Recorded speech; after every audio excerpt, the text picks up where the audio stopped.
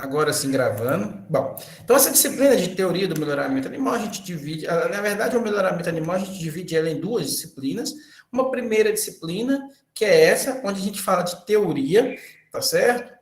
Então, essa disciplina ela é dividida um pouco em algo que a gente vai ter que precisar de saber, uma base do melhoramento animal, é uma base entre a estatística e entre a genética, a gente junta essas duas coisas para a gente entender como funciona o melhoramento, para lá no melhoramento aplicado a gente conseguir, então, aplicar esses conhecimentos que a gente tem aqui.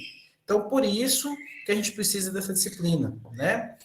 Essa disciplina é uma disciplina muito básica, tá certo? Mas é uma disciplina que pega um pouquinho nos cálculos, então ela tem muito cálculo, tá? Então não estou querendo assustar ninguém, não. Pode ficar tranquilo, os cálculos a gente sempre tenta facilitar o máximo para vocês. Na forma EAD é ainda pior, né? Mas a gente tenta deixar ela bem mais simples, né? Certo? Uma tentativa.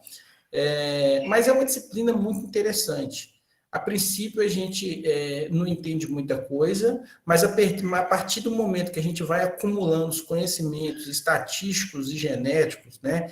E aqui a gente trabalha num campo bem interessante, né? A gente sempre trabalha com a estatística junto com a genética, né? E aí a gente começa a perceber algumas coisas, e aí a gente começa a ter sentido das coisas, vocês vão ver, certo? Essa disciplina é dividida, então, em 5 capítulos. O primeiro capítulo, a gente vai falar um pouco sobre genética de populações. Nós vimos, vocês são alunos da genética, vocês viram genética de populações, né? No finalzinho do semestre de 2020/2, né? Então, a gente vê um pouquinho de genética de populações, mas a gente aprofunda mais na questão de seleção, mutação, migração, né, na genética de populações. Depois a gente vai falar um pouco sobre a parte de genética quantitativa, uma vez que genética de populações a gente está falando só de poucos genes, né, 1, 2 genes, né?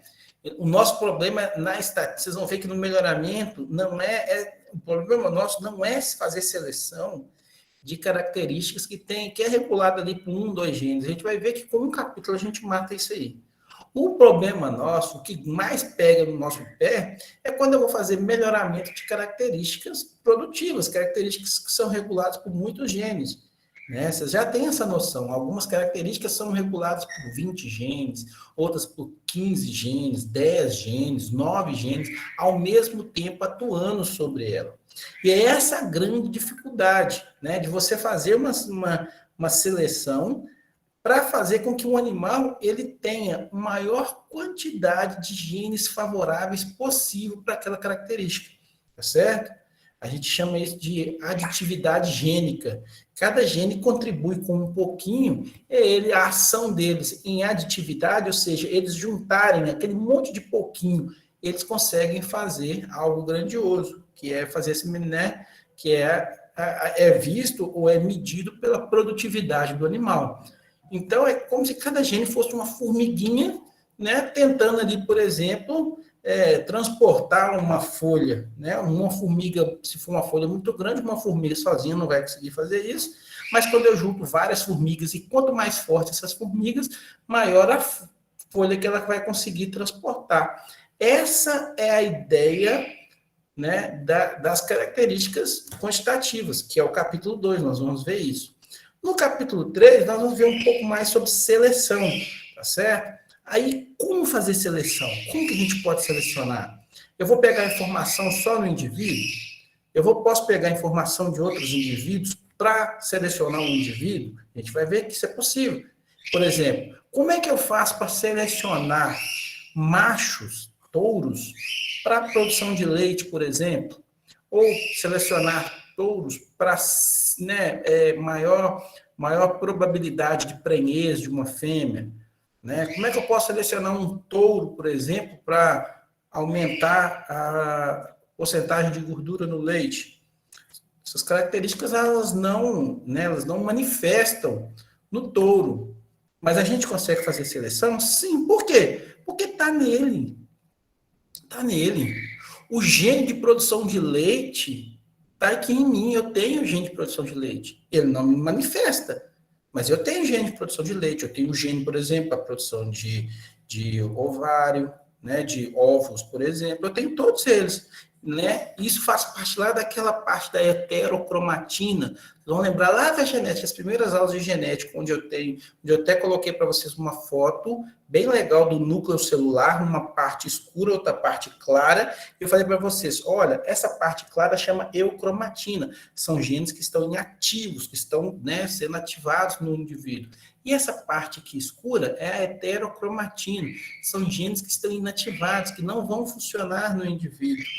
Então, nós temos, os animais têm essa parte da heterocromatina que estão lá desativados, né? Mas que eu posso fazer seleção desses indivíduos. Por que é importante fazer seleção disso?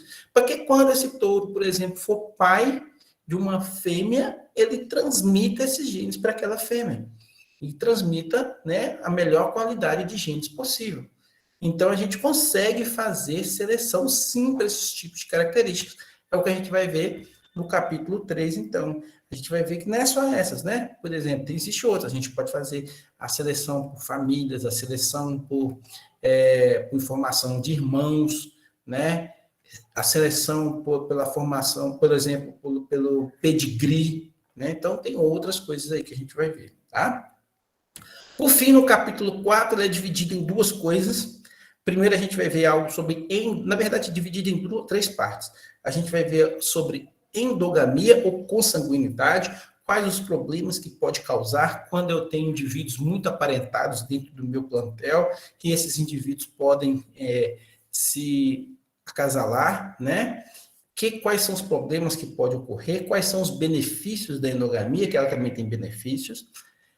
Nós vamos falar um pouco sobre grau de sangue, que vocês têm muita dúvida sobre isso, né? O que é um grau de sangue? Como que eu faço um cálculo para grau de sangue, para saber, por exemplo, que um macho, né, que é um touro 5/8, quando ele cruza com uma fêmea que é 3/4, que resultado que dá isso? A gente vai ver isso também.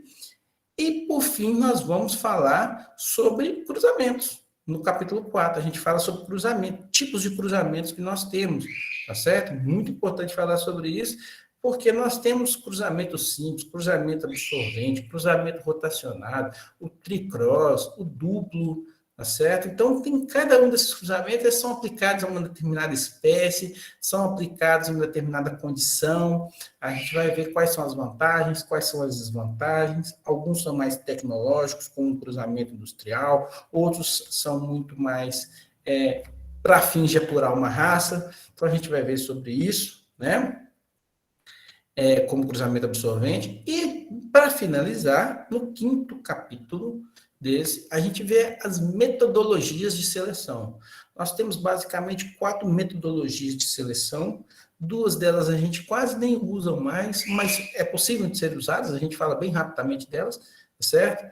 Mas a gente fica com 2 lá que são muito importantes, né? Que é o índice de seleção e o BLUP, né? Talvez o Paulo já ouviu falar um pouco sobre BLUP, porque ele está fazendo um pouco de estágio na área de melhoramento. Não, professor, nunca nem ouvi falar. Não ouvi falar? Best Linear Bayes Predictor, o BLUP.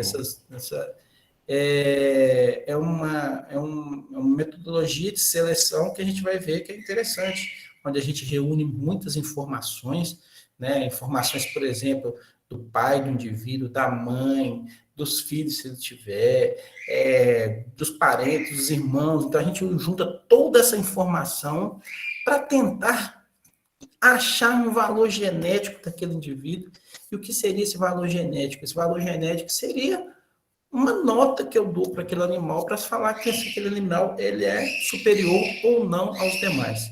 Então, esse é o nosso objetivo com essa disciplina, tá certo? Espero ter feito um panorama da disciplina aqui, pra vocês, né, até para animar vocês a respeito dela, certinho? Ou desanimar, não é minha intenção desanimá-los, minha intenção é animar, tá?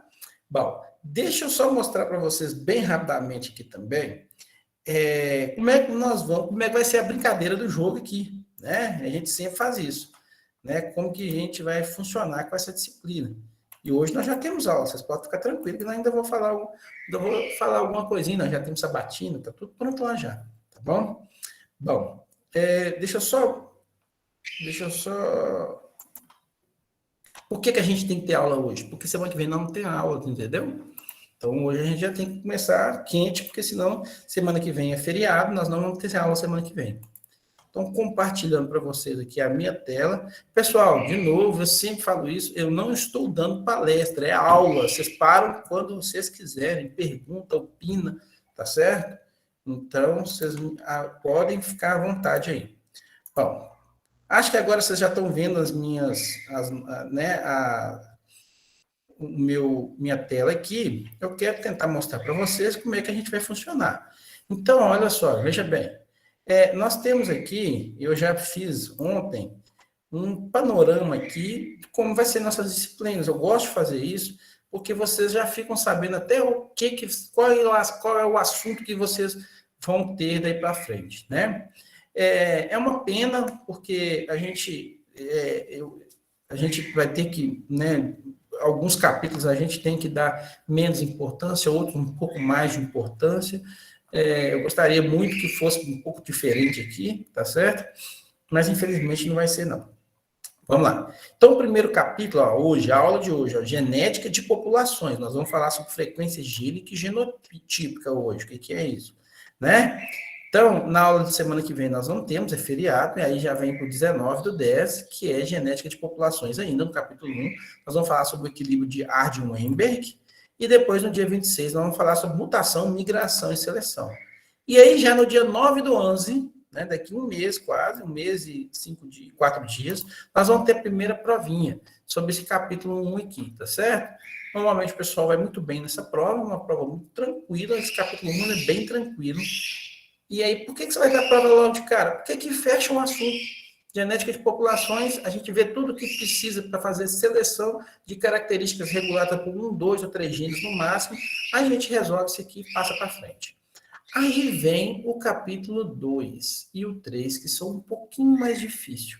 Porque aqui a gente vai falar um pouco sobre genética quantitativa, nós vamos falar sobre heredabilidade, nós vamos falar sobre correlação e repetibilidade, nós vamos falar sobre, depois no capítulo 3, diferencial de seleção, ganho genético, resposta direta, resposta correlacionada, seleção pela produção parcial, e aí a gente fecha com tipos de seleção.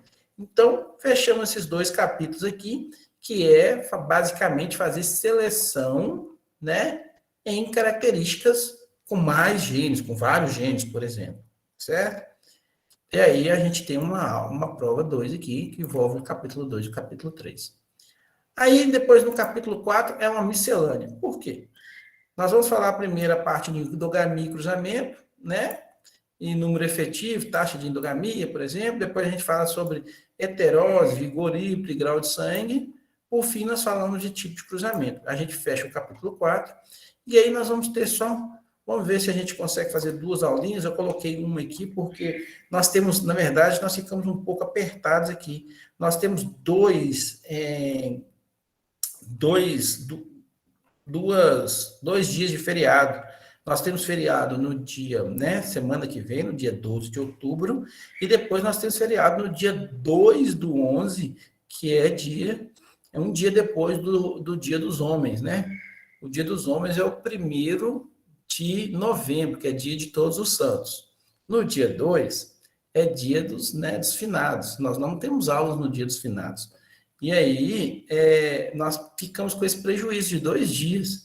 E aí acabou que isso aqui ficou um pouco exprimido, esse capítulo 5, que normalmente a gente fala em 2 aulas, acabou sendo uma aula aqui. Nós vamos ter que pensar aqui depois, de repente, no dia que eu for dar essa terceira prova, a gente dá o capítulo 5 aqui. A gente vê depois como é que faz isso, mas por enquanto a gente vai ficar assim desse jeito, tá bom?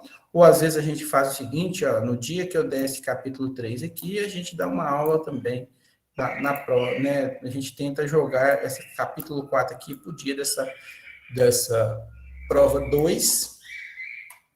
E aí, a gente dá aula do capítulo 4, mas já aplica a prova 2 no mesmo dia. Vocês vão ter uma semana para fazer prova, não tem problema. e aí a gente ganha um dia aqui, todos os dias, para eu poder liberar um dia aqui a mais, né? A gente vai ver como é que a gente faz isso, tá bom? Mas, a princípio, é essa a nossa tabelinha com todas as aulas. Eu gosto de fazer isso. Aprendi isso com um professor meu lá de Viçosa e isso é muito interessante. O aluno ele já sabe qual o assunto que ele vai ter naquele dia, tá?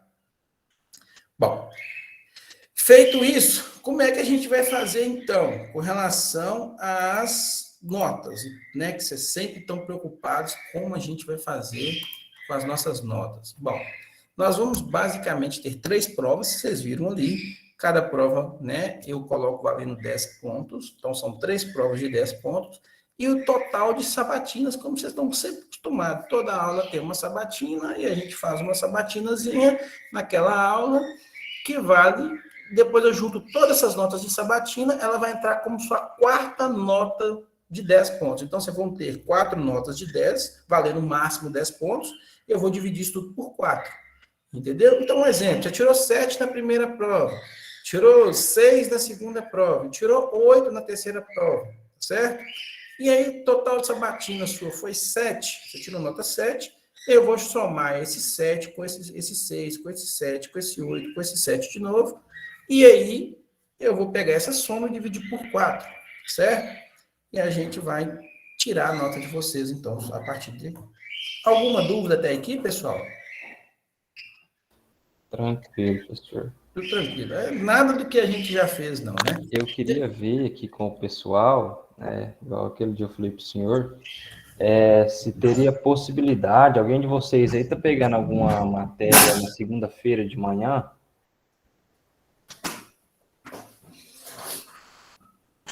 Positivo. Ah, tá. Sim. Então, Paulo, nós estamos com esse problema. Você tinha até sugerido a segunda, na sexta-feira. Na sexta-feira, quem não pode sou eu. Ah, E você está fazendo qual disciplina agora, nesse horário que você disse? na verdade, é à tarde, sabe? Só que para eu ter a carga horária de estágio, né, que são 6 horas, e até que acaba que nem dá 6 horas, dá até menos. E aí não posso pegar 2 disciplinas, uma de manhã e uma à tarde, entendeu? Ah, por causa Aí da é só uma por dia, né? por dia. São 5. Eu até olhei com os alunos, mas realmente vai ser vai ser um pouco difícil da gente conseguir mudar essa aula de hoje, tá certo? Eu tentei Sem fazer algumas problema. simulações aqui e agora me ocorreu que vou ter mais uma outra disciplina que eu vou ter que apresentar e provavelmente ela vai entrar na sexta-feira. Ah, não, tranquilo, Entendeu? sem problema. Mas, assim, se você quiser continuar matriculado na disciplina, a gente vai fazer da mesma forma, né? Você vai, nos dias que você estiver no estágio, se você quiser, né? Você pode assistir depois. Não é a mesma coisa, eu sei, né? O prejuízo é muito grande, mas você pode assistir às aulas depois, que elas ficam sempre gravadas, né? Sim, mas eu acho que eu até vou fazer diferente, porque eu tô pegando manejo e o Emerson, se eu não me engano, ele não tem momento 5. Parece que tem, mas é só no final, e é só para tirar a dúvida. Eu acho que eu vou preferir trocar o meu horário para mim ficar tendo aula de manhã e ficar livre para o estágio à tarde. Entendo. É mais proveitoso esse momento aqui que a gente... Principalmente no melhoramento. Tem muita coisa que eu falo aqui na hora, tipo assim, e aí vocês aproveitam para perguntar na hora. Se não perguntou, passou, né? Depois. Até que eu respondo depois, quando o aluno me pergunta, mas o momento, na hora ali, ele é muito importante, que muita coisa sai. Vocês já viram as nossas aulas, muita coisa sai na hora que a gente está falando aqui, né? Bom, mais alguma coisa, pessoal? Tudo tranquilo? Podemos começar, então? Então, nós vamos começar aqui, então. Deixa eu voltar a apresentar de novo. O Lucas Gabriel está aí, Lucas. Seja bem-vindo. Estava meio sumido. Que bom que você está aí.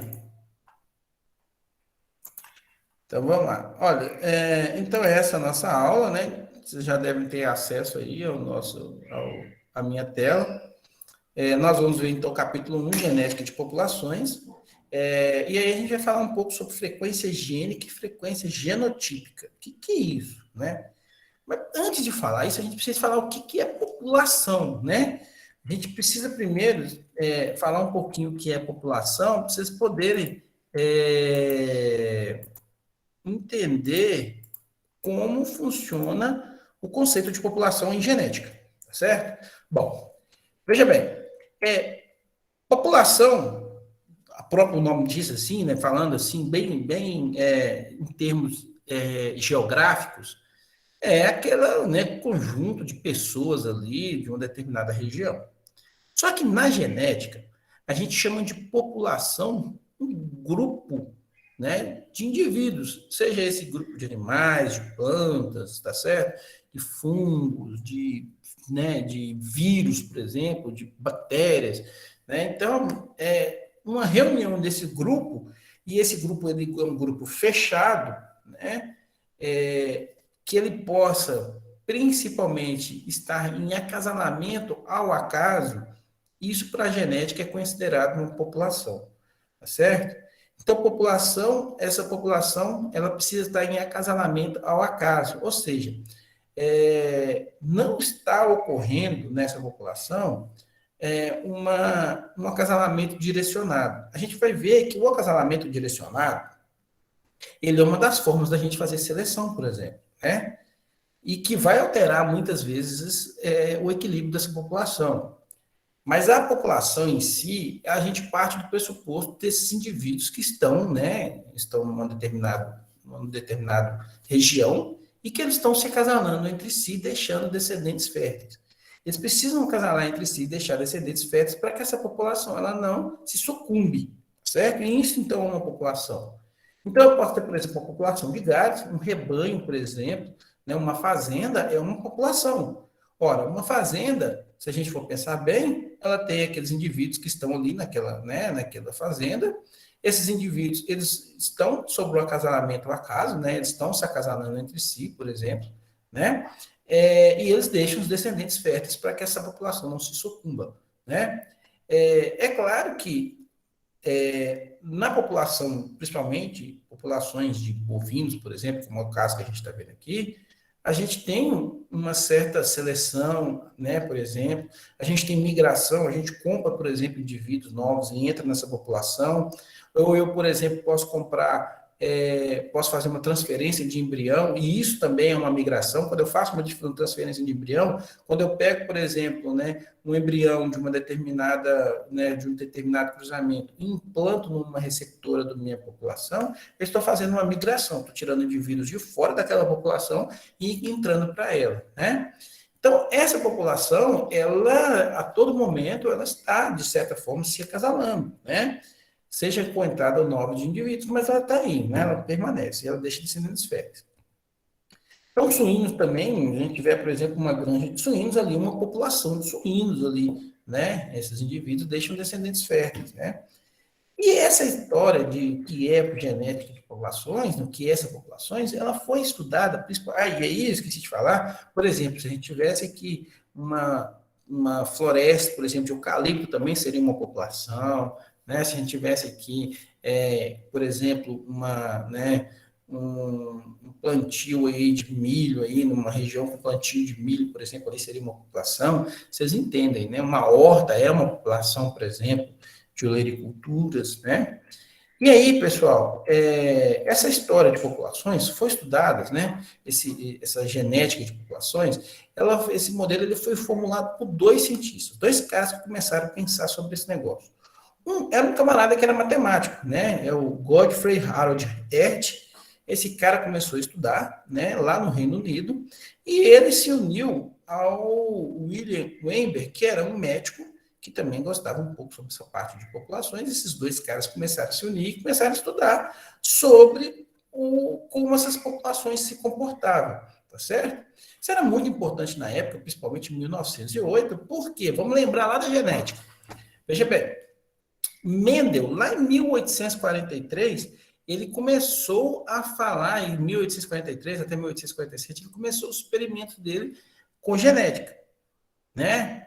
Só que ele, lembra que ele publicou seus artigos Isso ficou, né, publicado lá na Enciclopédia Britânica lá, e esse negócio ficou lá e ninguém deu bola porque Mendel falou na época, né? Ele falou tudo aquilo, ele fez um trabalho genial, ninguém deu ideia para ele, esse negócio ficou lá quietinho. Quando foi na virada do século, ali por volta de 1902, 1903, três cientistas, um deles eu lembro agora, que é o De Vries, eu não vou lembrar o nome dos outros dois, eles começaram a fazer experimentos, e quando esses caras começaram a fazer experimentos, os experimentos que eles estavam fazendo eram os experimentos que Mendel já tinha feito. E aí, quando eles foram fazer revisões bibliográficas, eles descobriram que aquilo que eles estavam tentando fazer, um camarada tinha feito 30 e poucos anos antes, né? E aí eles falaram assim, nossa, um cara já fez isso há 30 e poucos anos antes e a gente não viu isso, e isso é genial, é formidável. Aí que Mendel foi, né, ouvido pela comunidade científica da época, que ninguém estava dando bola para o que ele falava. Todo mundo foi ver que o trabalho dele era genial, mas ele já tinha morrido há muito tempo, né? E aí que ele foi receber, então, os louros da sua descoberta. E aí começou uma corrida maluca, tá certo? Por quê? Porque era uma disciplina nova que tinha sido criada, né? O pessoal tinha acabado de criar a genética. Né? Até então ninguém falava sobre genética, falava um pouco sobre a hereditariedade, mas ninguém, de maneira alguma, tinha pensado na genética. E aí criou-se a disciplina genética, né? E muita gente começou a correr atrás sobre isso. Então, por exemplo, aí Morgan começou a fazer os experimentos de Mendel, só que com animais, por exemplo, começou principalmente com moscas, né? As drosófilas lá.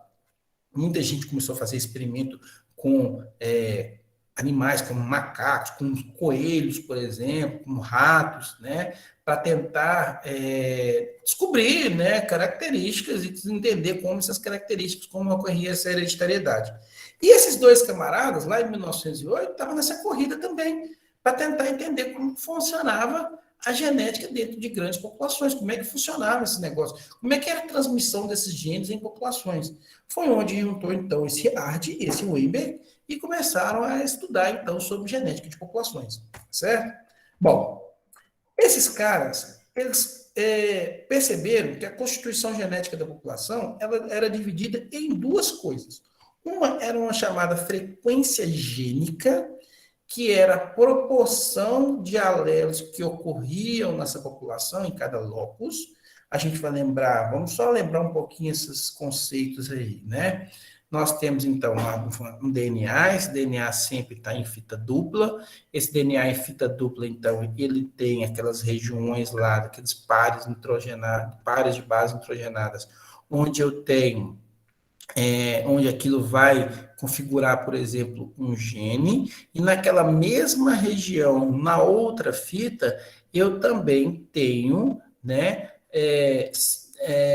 sequências semelhantes à minha primeira fita, que vão me dar, então, os genes daquela, né, daquela característica. Cada uma dessas fitas aí, cada uma dessas regiões a gente chama de alelo. Esses alelos podem ser iguais ou eles podem ter pequenas modificações e eles podem ser diferentes. E essas modificações podem tornar, por exemplo, esses alelos dominantes. Esses alelos pode ter ausência de dominância, pode ter uma dominância incompleta, que a gente já viu essa situação, essa história lá na genética, né? Aonde esses alelos ficam, a gente chama de locus. Locus é aquela região lá na fita do DNA onde estão inseridos aqueles alelos. Então, qual que era a ideia? A constituição genética da população, então, ela era formada por uma frequência gênica, que era a frequência que esses alelos tinham numa população, né? Eles não queriam estudar qual era a frequência gênica do indivíduo, mas quantos indivíduos tinham aqueles alelos numa população. Eles sabiam, por exemplo, vamos pensar lá no Mendel, lá nas ervilhas. Eles sabiam, por exemplo, que tinha um alelo que configurava cor verde para a ervilha e o outro configurava a cor amarela para a casca da ervilha. Não é isso? Então, eles queriam saber o seguinte, olha, numa população de 1.000 indivíduos, né, quantos por cento possui cor vermelha, cor verde e cor amarela, tá certo? E quando eu acasalo esses indivíduos, como que funciona quando eu deixo esses indivíduos acasalarem entre si? O que vai acontecer com essa população, com essa frequência desses alelos na população? Ou seja, o que esses caras estavam fazendo era dando continuidade aos trabalhos de Mendel. Mendel trabalhou só fechadinho ali com as ervilhas, e esses caras começaram a estudar outras populações e outros genes também, né? E também eles observaram a frequência genotípica. Tem uma pequena diferença entre gene e genotípica, porque é o seguinte: gênica é o alelo, o genotípico é o genótipo que é apresentado. É aquela história que vai depender, então, nesse caso, da minha, né, vai depender da dominância entre esses alelos. Se esses alelos têm dominância completa, eu vou ter lá o dominante, né, que é o camarada que tem as duas cópias iguais do alelo dominante. Eu vou ter o heterozigoto, que é aquele camarada que tem um alelo dominante e uma cópia do alelo recessivo, né, e que se for dominante, normalmente ele vai ter o mesmo fenótipo do alelo dominante, embora ele tenha, né, está carregando o alelo recessivo. E eu vou ter o recessivo, que é aquele camarada que tem os dois alelos recessivos. Essa é a diferença entre frequência gênica e genotípica. Na frequência genotípica, então, eu vou estudar a proporção dos genótipos, né? A gente vai ver isso daqui a pouquinho num exemplo que vai ser muito mais fácil. Bom, então, o que esses caras fez, né? Basicamente, lógico que eles não fizeram com bovinos. Eu trouxe a história dos bovinos aqui, porque a turma de teoria do melhoramento é uma turma para zootecnistas, né? Eles fizeram isso em outra população. Mas eu quero que vocês entendam o seguinte, olha lá. Considerando uma população que tenha 1.000 bovinos, certo? Aí ele está dando para mim, ó, 100 desses bovinos são vermelhos, que ele chamou de homozigoto dominante, a grande. Hoje a gente sabe que isso é errado, né? Porque essa cor vermelha em bovinos está muito mais ligado à ausência de dominância, mas vamos considerar que funciona assim. 700 animais, que são os rosílios, que são os indivíduos heterozigotos, e 200 animais que são brancos, que são os homozigotos recessivos, nesse caso, né? Então, as frequências genotípicas seriam dadas de acordo com essa tabela 1 aqui, que a gente vai ver. Ou seja, daqui a pouquinho a gente vai mostrar a tabela 1. Deixa eu só mostrar para vocês aqui o seguinte. Se eu pegar lá primeiro, olha, os 100 indivíduos, se eu pegar aqui, ó, os 100 indivíduos que são vermelhos, e dividir pelo total de bovinos que eu tenho, que é 1.000, 100 dividido por 1.000, eu vou ter que isso aí é uma frequência de 0,10. Ou seja, 10% dos meus indivíduos, né, da cor vermelha fazem parte dessa população. Quando eu pego lá a frequência do heterozigoto, que é os indivíduos que são rosílios, então eu pego lá, são 700 dividido por 1.000. Quando eu divido 700 por 1.000, eu vou achar 0,7 ou 70%. Ou seja, 70% dessa minha população é de indivíduos da cor rosília. E frequência do A pequeno, ou seja, dos brancos, é 200 sobre 1.000, ou seja, 0,20 ou 20%. Note que se eu somar 10% com 70% com 20%, eu fecho no 100%, que corresponde à população. Isso aqui eu chamo de frequência genotípica. Então, a frequência genotípica dessa minha população aqui de bovinos é que 10% deles são de indivíduos vermelhos, 70% são de indivíduos rosílios e 20% são de indivíduos brancos, certo? Então, se eu quiser saber a frequência gênica, né? Aliás, aqui estou fazendo só a soma aqui, para vocês verem que isso aqui fecha em 100%, ó. Se eu somar aqui, ó, né, 10%, 70% ou 20% vai dar 100%, ou se eu somar 0,10 com 0,7 com 0,20 vai fechar em 1, né? 1 ou 100% aqui, pode ser em decimal ou pode ser em porcentagem. Mas o que eu quero mostrar para vocês, a tabela 1 é essa aqui, ó, né? Então, a gente tem, então, ó, a frequência do genótipo A grande, a frequência do genótipo A grande, a pequeno, e a frequência do genótipo A pequeno, que deveria estar aqui, a pequeno, está errado aqui, tá certo? Eu colei lá do livro de Teoria do Melhoramento Animal, do professor Paulo Sarro, que é o livro que a gente vai usar, depois eu vou até mostrar esse livro para vocês, eu tenho esse livro aqui, e aí, olha só, se a gente observar bem, estão todas aquelas frequências que a gente viu lá, né?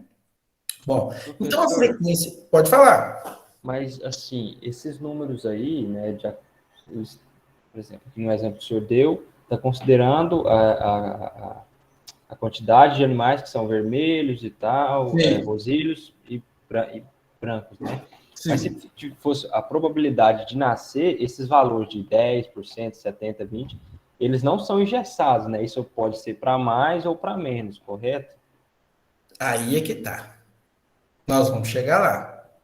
Beleza. E se essa população, a gente vai ver na aula que vem, se essa população ela estiver fechada, não estiver acontecendo nem migração, nem mutação, nem seleção, mutação é de boa, porque mutação é raro de acontecer, muito raro de alterar, a gente vai ver. Mas se não tiver entrando animais novos nessa população, e se não tiver fazendo seleção, ou seja, se eu não estiver escolhendo quem vai ter que cruzar com quem, isso é engessado, isso é fixo. Isso é que é legal. Uhum, isso mesmo. Isso é que é legal, tá certo? É possível prever. E é a partir disso aí que muitas políticas públicas dos governos são feitas baseado nisso aí, nessa genética de populações. Porque, por exemplo, você consegue prever um exemplo, né? Determinadas doenças, por exemplo, na população, você consegue prever aquela determinada doença na população, quantos mais basicamente vão nascer com aquela doença todo ano. É possível prever isso. Por quê? Porque isso fica meio que engessado, sim, tá certo? Só não fica engessado se acontecer migração, mutação e seleção. E a gente vai ver depois que isso fica só um pouquinho engessado. Se você fez uma migração, uma mutação, uma seleção, depois parou de fazer, ela volta a entrar em equilíbrio de novo. E você consegue de novo descobrir. Aí quer dizer, então, professor, que, por exemplo, uma determinada doença que acomete o homem, né? Uma doença genética, lógico, né? E aí você tem uma entrada aqui de, sei lá, de 200 mil haitianos aqui no Brasil. Vai alterar um pouco essa frequência? Vai. Mas depois parou de entrar haitiano, não vai entrar mais ninguém. Aí isso vai voltar a ficar uma nova. Desculpa, gente, deixa eu só desligar aqui o celular. Isso vai ficar numa nova frequência de novo? Sim, vai voltar uma nova frequência de novo. Tá certo? É uma loucura esse negócio. Vocês vão ver que dá até medo. A gente consegue prever. Tá bom? Mais alguma dúvida, galera? Fica à vontade. Nós estamos aqui para isso mesmo. Bom, e se eu quisesse saber a frequência gênica? E a frequência dos alelos? Como é que fica a frequência desses alelos? Bom, olha que interessante. Para eu saber a frequência do alelo A grande, basta eu fazer o seguinte, vamos só voltar aqui, ó. Aonde eu tenho alelo A grande, aqui vai ficar melhor. Aonde eu tenho alelo A grande? Eu tenho alelo A grande aqui, não é? Nos animais que são rosílios, e tenho alelo A grande aqui nos animais, desculpa, aqui nos animais que são vermelhos e aqui nos animais que são rosílios. Os vermelhos, todos eles têm alelo A grande, mas os rosílios, metade do gene deles, né? Metade, vamos falar assim, né? Alelo grande, a outra metade é alelo pequeno. O que a gente vai fazer então? A gente vai somar essa frequência aqui com a metade dessa. Então, a frequência do alelo A grande vai ser 0,10, que é o total de indivíduos vermelhos, mais a metade dos rosílios, que é 0,7.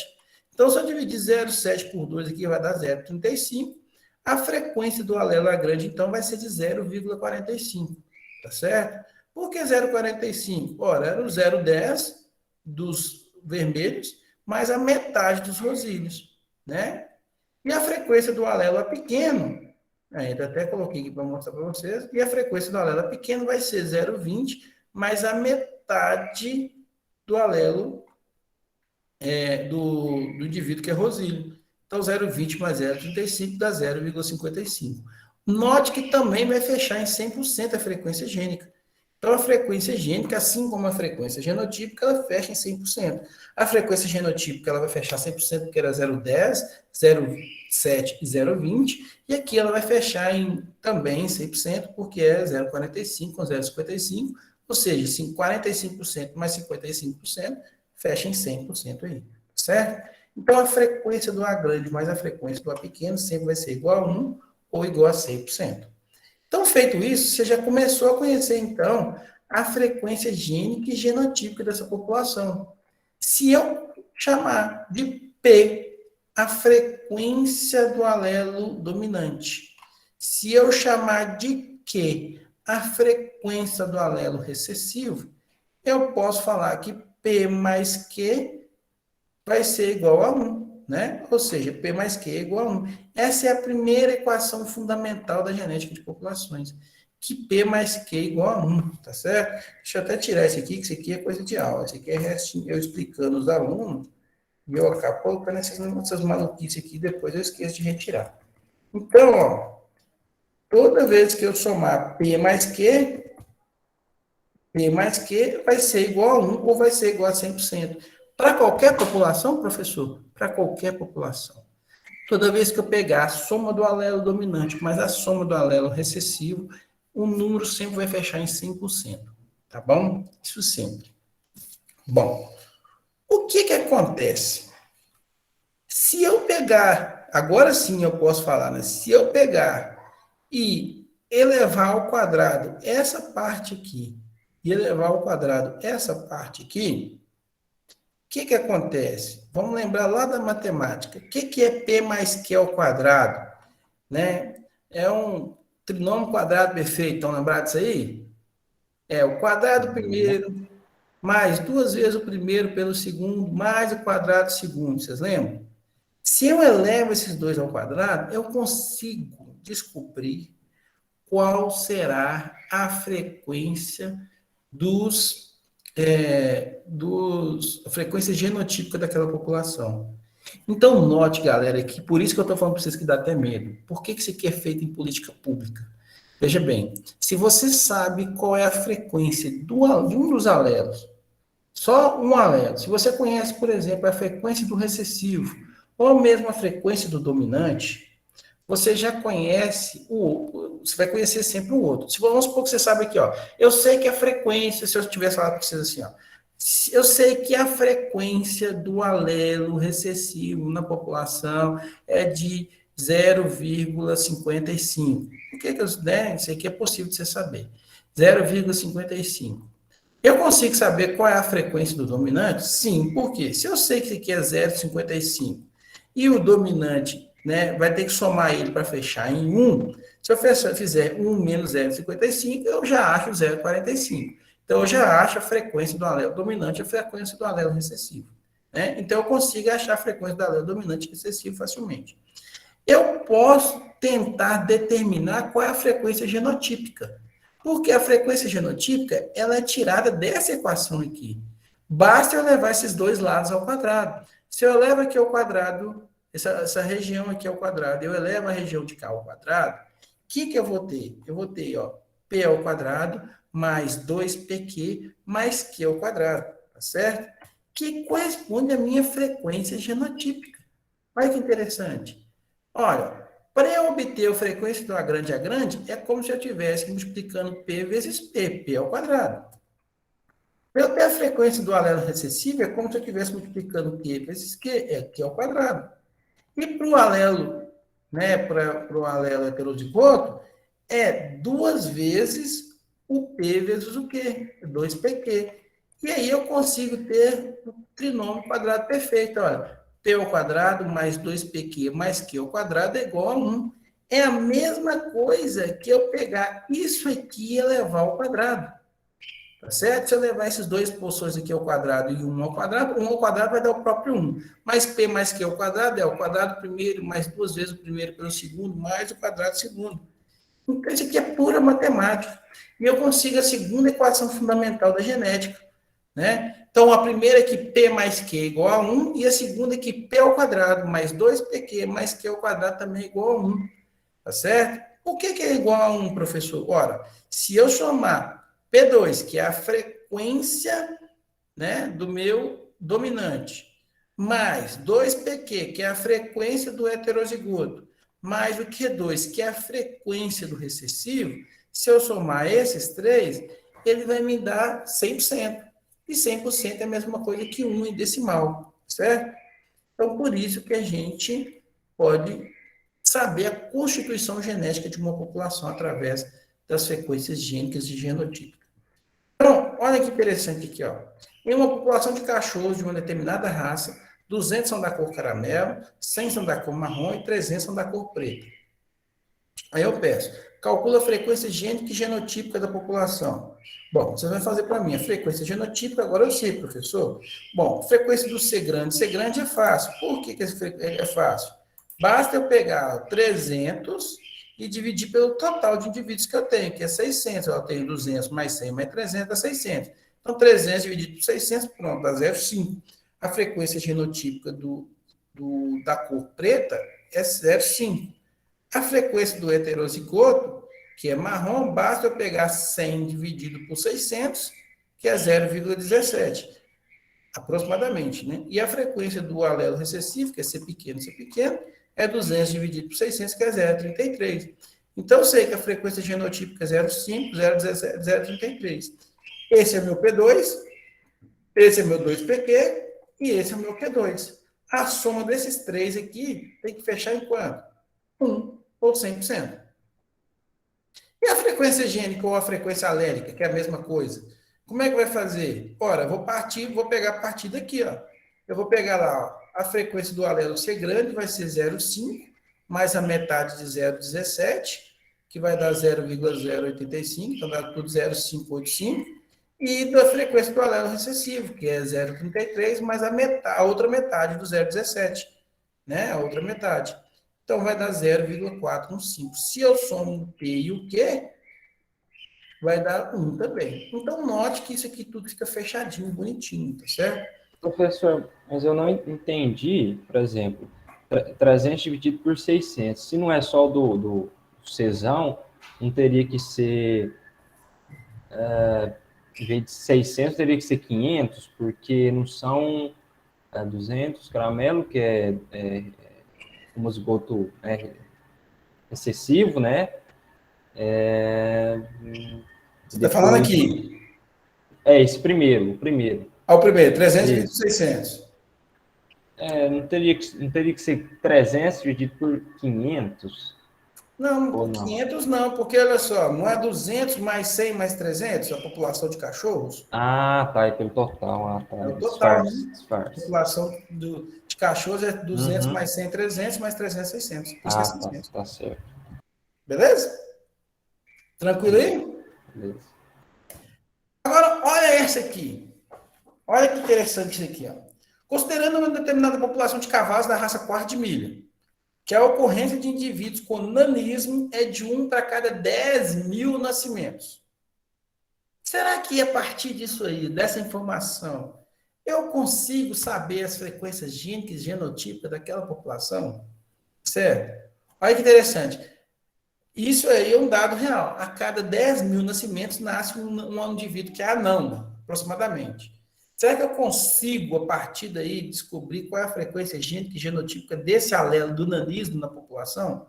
Consigo, quer ver? Olha só, a gente acabou de falar que a frequência do indivíduo anão, o nanismo a gente sabe que ele é recessivo. Por quê? Porque não acontece todo dia na população, é raro de ver, né? Vocês já viram algum cavalo anão aí? É difícil, né? Não estou falando pônei, não, né? Aquele mini pônei, não, né? Mas indivíduos anões aí é difícil ver, né? Então é algo que não ocorre muito. Provavelmente ele é, nesse sentido, ele é recessivo, certo? Se ele não fosse recessivo, ele estava muito presente na população, né? É o caso de indivíduos, por exemplo, com chifres e mochos. É muito presente na população. A gente sabe que a mochidão é que é o dominante. O recessivo é o com chifre, né? Mas no bovino a gente vê muitas raças aí que são indivíduos totalmente mochos, né? Bom, então, aqui, olha só. A gente sabe, então, que a frequência do indivíduo anão é de 1 para cada 10 mil nascimentos. Ou seja, a frequência aí é de 0, se eu dividir 1 por 10 mil, divide aí na calculadora 1 por 10 mil, dá 0,001, né? 0,001 aí. Esse aqui é a frequência do n pequeno. Vamos só lembrar aqui, ó, n pequeno, que a frequência do recessivo é o Q ao quadrado, não é? Por isso que eu falei que ele é igual ao Q ao quadrado aqui, ó. Então, esse aqui, ó, a frequência do recessivo é o valor do Q ao quadrado. Aqui está a sacada. Se 0,001 é igual a Q ao quadrado, Eu posso falar, então, que Q ao quadrado é igual a 0,001. Só inverter as de lado aqui. Se eu colocar raiz quadrada aqui, ó, nos dois lados, vai dar raiz quadrada de Q ao quadrado é Q, raiz quadrada de 0,001 é o quê? É 0,01. Essa aqui é a minha frequência alélica do indivíduo, do N. O Q aqui, ó, o Q me corresponde à frequência alélica do N. E a frequência do N grande? Do N pequeno, né? Ora, eu sei que P mais Q é igual a 1, não é isso? Eu já sei que Q vale 0,01, então P vai ter que ser 0,99. Olha, aqui eu já saquei. Então, eu já tenho P e já tenho Q. São minhas frequências gênicas. Então, minha frequência gênica vai ser do alelo dominante é 0,99, a frequência gênica do alelo recessivo é 0,01. E eu agora consigo descobrir qual é a frequência genotípica. Olha, a frequência do N grande, vai ser a mesma coisa que P ao quadrado, vai ser 0,99 ao quadrado. Então, corresponde a 0,9801. Ou a 9.801 indivíduos dessa população são de indivíduos que não têm o alelo do nanismo, né? São indivíduos puros, né, dominantes. Sei que a frequência do N grande e N pequeno é 2pq, né? Ou seja, é 2 vezes 0,99 vezes 0,01. É de 0,0198. Eu sei que a cada 10 mil nascimentos, 198 indivíduos serão de heterozigotos, que irão carregar o gene do nanismo na população. E, logicamente, a frequência do N pequeno, tem que dar isso aqui ao contrário, é o Q ao quadrado, que é 0,01 ao quadrado, que é 1 a cada 10 mil. Ou seja, em 10 mil indivíduos, 1 é anão. Então, note, galera, que através disso aqui, ó, a gente conseguiu descobrir, né? Olha só para você ver que interessante. A partir de um caso, ó, eu sei que a cada 1 em cada 10 mil, eu consigo identificar, então, qual é a frequência daquele alelo na população e consigo até prever que naquela população vai nascer 9.801 indivíduos, aproximadamente, que serão puros, sem o alelo do nanismo, que 198 aproximadamente vão nascer com alelo do nanismo e que 1 vai nascer anão. Então, a cada 10 mil, assim que acontece. Aí basta multiplicar pelo número de populações que eu tenho. Se eu tenho a população de 30 mil indivíduos, de 100 mil indivíduos, é só fazer as proporções aí.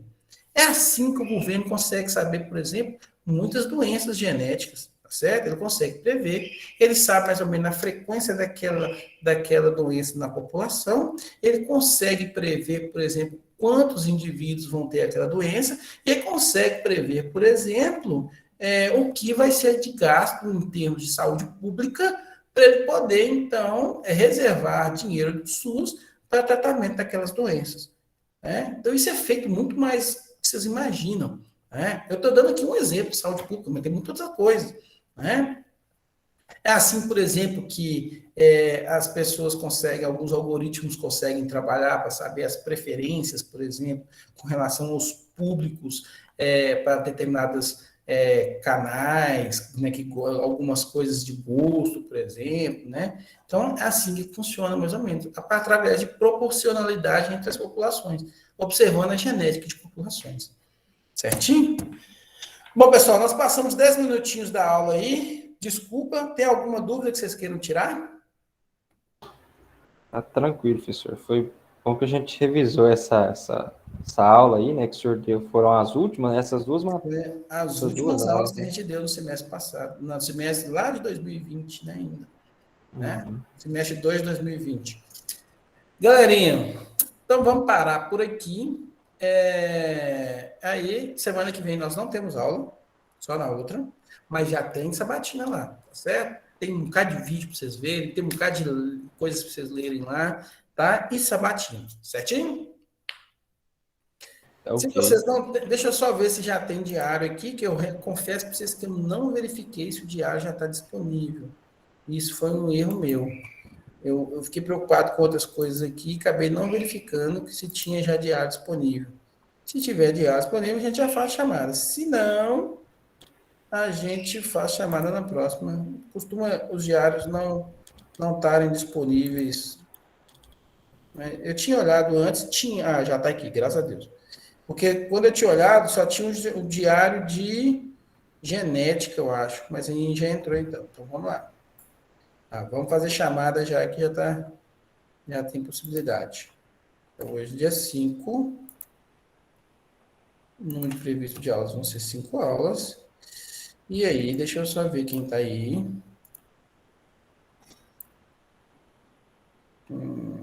Deixa eu achar vocês aqui.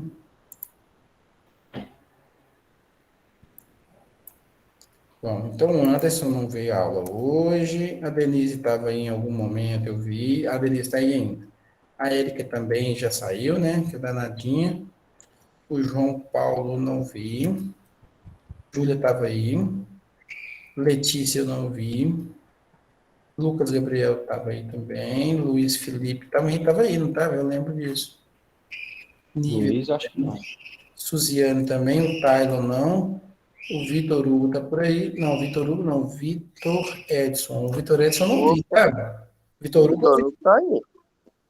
Eu aqui, ó. Não, o Vitor Hugo eu te vi, Vitor Hugo. Eu falo Vitor Edson. Ah, o Vitor Edson tá não. É isso mesmo. O Vitor Hugo eu vi. Então, pessoal, ficamos por aqui. Até a próxima aula. Fiquem com Deus, tá certo? Se tiverem alguma dúvida, pode ficar aí que a gente continua conversando. Ou, se não tiverem mais dúvida, a gente para por aqui, tá bom? Certinho, professor. Até mais aí. Até mais. Até mais, professor. Até mais. Tchau, tchau.